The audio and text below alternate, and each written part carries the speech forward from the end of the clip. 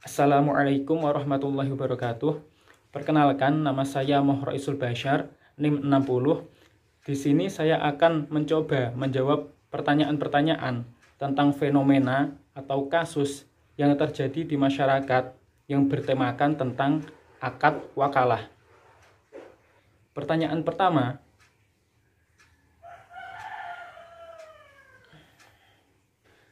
saya akan mencoba menjawab pertanyaan tersebut. PT Gojek Indonesia menyediakan jasa pesan antar makanan dalam salah satu layanannya yang dinamakan dengan GoFood. Melalui fitur ini, seseorang bisa memesan makanan dari restoran yang dia inginkan tanpa harus pergi ke restoran tersebut. Sedangkan mengenai mekanisme pembayaran menu makanan yang telah dipesan tadi, akan dibayarkan oleh driver terlebih dahulu, dan ketika makanan telah sampai, barulah pelanggan membayar dengan uang tunai atau melalui GoPay. Mekanisme seperti ini di dalam Islam dikenal dengan istilah wakalah, yang di dalamnya terdapat pemberian upah, yang dinamakan dengan wakalah bil ujroh. Kemudian, apa itu akad wakalah? Dan apa itu akad wakalah bil ujroh? Saya akan mencoba menerangkannya. Akad wakalah adalah akad pemberian kekuasaan oleh seseorang kepada orang lain untuk melakukan sesuatu yang bersyarat hukum, sedangkan pemberian kekuasaan itu sendiri bisa dengan menggunakan dan atau tanpa pemberian upah. Pemberian upah pada akad wakalah inilah yang dinamakan sebagai wakalah bil ujroh. Kemudian tentang wakalah bil ujroh.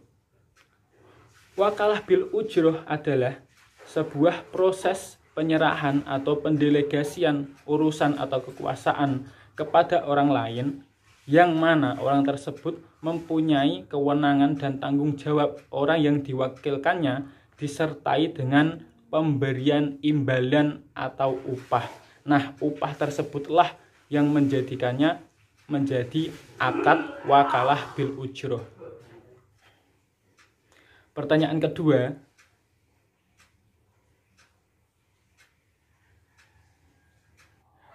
di sini saya akan mencoba menjawab pertanyaan tersebut.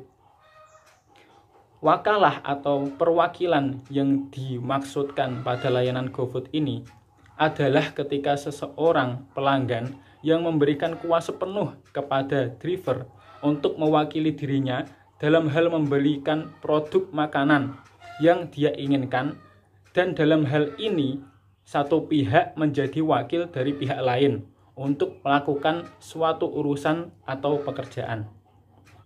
Sehingga bisa dikatakan bahwa seorang driver adalah penyedia jasa yang berorientasikan kepada usaha atau pekerjaan.